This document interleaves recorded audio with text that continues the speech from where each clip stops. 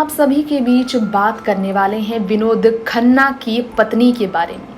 ये तो दोस्तों आप सभी को मालूम ही है कि विनोद खन्ना की पत्नी जो है सालों से इंडस्ट्री की लाइमलाइट से काफ़ी दूर रह रही हैं।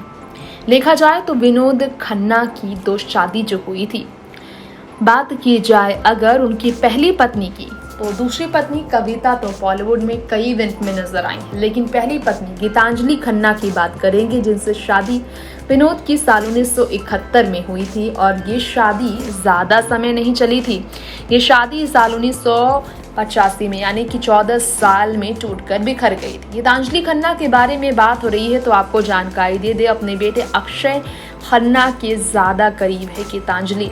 विनोद के जाने पर काफ़ी टूटी बिखरी नजर आई थी गीतांजलि। विनोद खन्ना ने गीतांजलि का साथ तो सालों पहले छोड़ दिया था जब उन्होंने कविता से शादी कर ली थी, लेकिन ये उनकी पत्नी जो है कितनी दुखी बेहाल बुढ़ापे में नजर आई थी आप देख सकते हैं। जब विनोद खन्ना और गीतांजलि साथ थे तो इनके बीच की खुशी साफ इनके चेहरे पर झलकती थी, लेकिन वक्त के साथ इनका रिश्ता टूटा, ये हमेशा हमेशा के लिए अलग हो गए थे।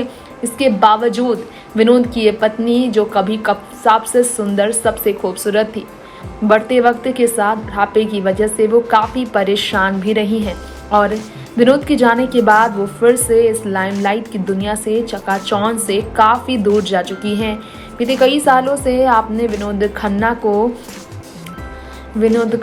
को मिस किया होगा, क्योंकि विनोद को कैंसर की वजह से हमेशा हमेशा के लिए हमने खो दिया था। विनोद अपनी दूसरी पत्नी के साथ अपनी ज़िंदगी में आखिरी सांस तक रहे, लेकिन पहली पत्नी का साथ छोड़ देने के बाद विनोद खन्ना काफ़ी ज़्यादा उनसे अलग होने के बाद जुदा होकर रहने लगे थे, जिससे उनकी पत्नी काफ़ी अकेली पड़ गई थी। उनकी पहली पत्नी ने कभी भी दूसरी शादी नहीं की, ज़िंदगी में हमेशा वो अकेली और तन्हा ही रही हैं।